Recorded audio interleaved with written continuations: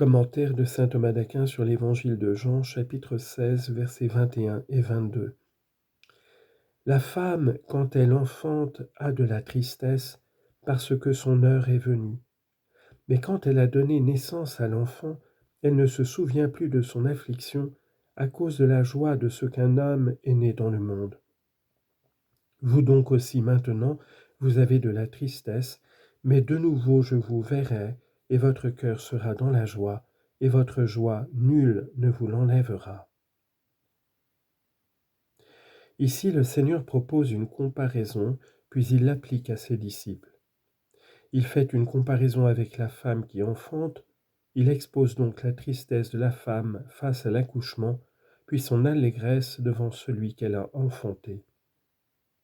Il dit donc, quant au premier point, la femme, quand elle enfante, a de la tristesse, une tristesse sensible et la plus grande, parce que son heure, celle de la douleur, est venue. Citation, « Ils ont ressenti comme les douleurs d'une femme qui enfante » Psaume 47, verset 7. Par cette douleur est signifiée la douleur de la passion du Christ, qui fut la plus grande douleur. Citation, « Ô vous qui passez par le chemin, regardez et voyez s'il est une douleur semblable à ma douleur. » Lamentation 1,12. De même, cela nous fait comprendre celle des saints faisant pénitence pour les péchés. Citation, « Comme une femme enceinte sur le point d'enfanter souffre et crie dans ses douleurs, tels nous étions devant toi, Seigneur. » Isaïe 26, verset 17. Mais quand elle a donné naissance à l'enfant, elle ne se souvient plus de son affliction à cause de la joie de ce qu'un homme est né dans le monde. Ici, le Seigneur expose la joie de la délivrance, car l'enfantement est suivi d'une double joie, celle d'être délivré de la douleur, et elle est grande, mais une autre plus grande encore, celle de la naissance de l'enfant. Et assurément, cette dernière est très grande si l'enfant est de sexe masculin, car le mâle est quelque chose de parfait, alors que la femelle est quelque chose d'imparfait et d'incomplet, selon Aristote. Citation, « Avant d'être en travail, elle a enfanté, avant que lui viennent les douleurs, elle a accouché d'un mâle. » Isaïe 66, verset 7.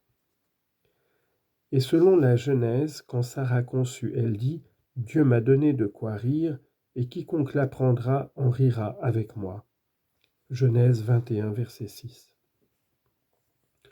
Aussi le Seigneur dit-il, quand elle a donné naissance à l'enfant, elle ne se souvient plus de son affliction, dans sa joie d'être délivrée de la douleur, et plus encore, à cause de la joie de ce qu'un homme est né dans le monde. Cette similitude convient bien pour le Christ qui, en souffrant, nous a délivrés des afflictions de la mort et qui, régénérant l'homme, en a fait un homme nouveau, c'est-à-dire qui retourne à la nouveauté de la vie. Romains 6, 4. Et la gloire qui n'était pas encore connue des hommes. Aussi ne dit-il pas un enfant est né, mais un enfant est né dans le monde. Puisque le Christ lui-même étant homme, ressuscitait nouveau d'entre les morts comme un enfant. Elle convient de même à l'Église qui chemine dans la nouveauté de la vie en l'Église militante. Et le Seigneur ne dit pas « il n'y aura plus d'affliction », mais « elle ne se souvient plus de son affliction ». Car même si les saints se rappelleront les misères qu'ils ont souffertes lorsqu'ils seront dans la béatitude de la gloire, cependant, ils n'expérimenteront plus rien de ces misères dans leur affectivité. Ensuite, le Seigneur applique la comparaison, en premier lieu à la tristesse présente, celle qu'éprouvaient alors les apôtres. Vous donc aussi maintenant, c'est-à-dire à l'heure de la passion, vous avez de la tristesse à cause de ma mort. Citation, « Quels sont ces propos que vous échangez entre vous et pourquoi êtes-vous triste ?» Luc 24, verset 17. Ou bien, maintenant, c'est-à-dire dans toute la vie présente, vous avez de la tristesse. Plus haut, vous vous lamenterez et vous pleurerez. Jean chapitre 16, verset 20. En second lieu, il applique la comparaison à leur joie future. Il leur promet premièrement qu'ils le verront lorsqu'il dit « Mais de nouveau je vous verrai », ce qui revient à dire « Vous me verrez », puisque nous ne pouvons pas le voir si lui-même ne se montre. Toutefois, il ne dit pas « Vous me verrez », mais « Je vous verrai », parce que le fait de se montrer lui-même vient de sa miséricorde, qui est signifiée par son regard. Il dit donc « Mais de nouveau je vous verrai », c'est-à-dire je vous prendrai auprès de moi, de manière à être vu de vous, ou encore « Je vous visiterai à la résurrection et dans la gloire future ». Citation « Tes yeux verront le roi dans sa beauté ». Isaïe 33, verset 17. Le Seigneur promet ensuite la joie du cœur et l'exultation. « Et votre cœur sera dans la joie, à savoir celle de me voir à la résurrection. » Aussi l'Église chante-t-elle, « Voici le jour que fit le Seigneur, exultons et soyons dans la joie. » Et votre cœur sera dans la joie également à cause de la vision de la gloire. Citation, « Tu m'empliras d'allégresse près de ta face. » Psaume 15, verset 11. Alors tu verras, tu t'épancheras, tu seras dans l'admiration et ton cœur se dilatera. Isaïe 60, verset 5. Pour tout être, en effet, il est naturel de trouver sa joie dans la contemplation de la réalité aimée. Or personne ne peut voir l'essence divine s'il ne l'aime. Et il annonce à son ami que la lumière est son partage. Job 36, verset 33. Voilà pourquoi il est nécessaire que cette vision donne lieu à la joie. Vous le verrez en le connaissant par l'intelligence et votre cœur se réjouira. Isaïe 66, verset 14. Et cette joie elle-même rejaillira jusque sur le corps lorsqu'il sera glorifié. Aussi Isaïe enchaîne-t-il, et vos os seront florissants comme l'herbe, entre dans la joie de ton Seigneur. Matthieu 25, verset 21. Enfin, le Seigneur leur promet une joie qui durera toujours. Lorsqu'il dit « Et votre joie, celle que vous aurez à cause de moi à la résurrection. Je me réjouirai d'une grande joie dans le Seigneur. » Isaïe 61, verset 10. Nul ne vous l'enlèvera comme le firent auparavant les Juifs par la passion. Puisque ressuscitant des morts, le Christ ne meurt plus, la mort sur lui n'a plus d'empire. Romains 6, verset 9. Ou encore, votre joie, la joie de jouir de la gloire, nul ne vous l'enlèvera, puisqu'elle ne peut être perdue et qu'elle est perpétuelle.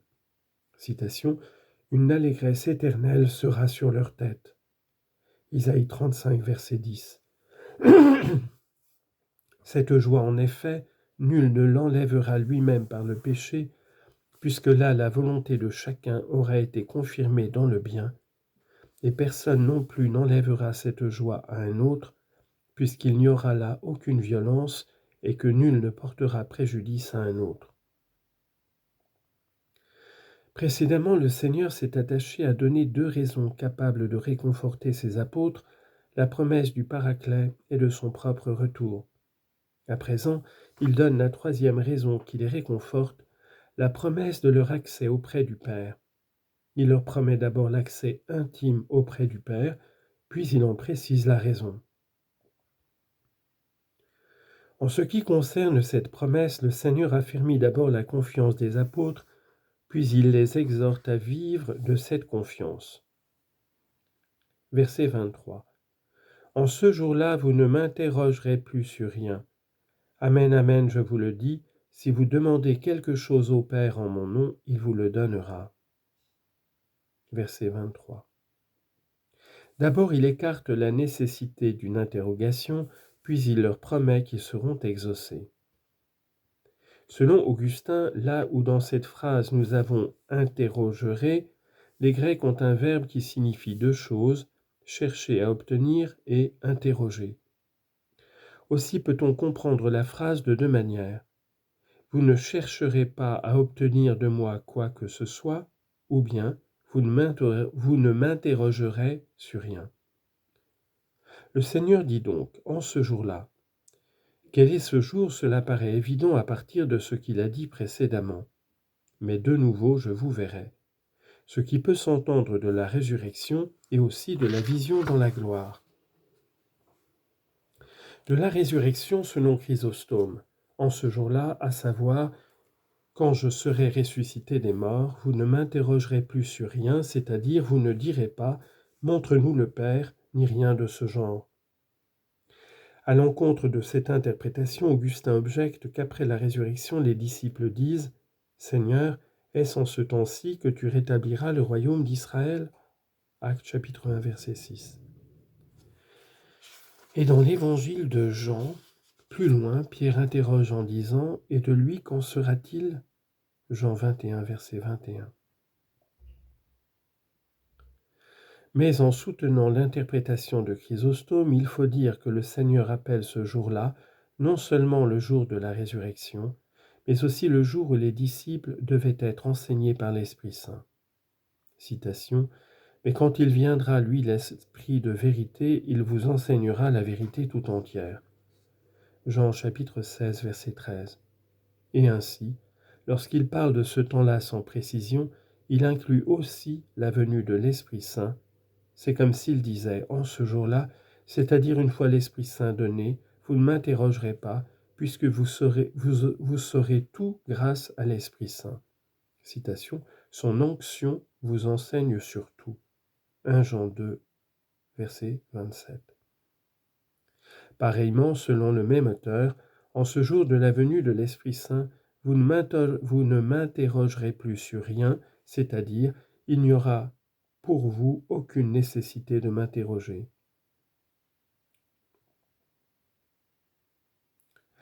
Mais après la résurrection, les apôtres n'ont-ils pas fait de prière au Christ? On verra que si, puisque l'apôtre Paul dit « À ce sujet 3 fois j'ai sollicité le Seigneur, c'est-à-dire le Christ ». 2 Corinthiens 12, verset 8.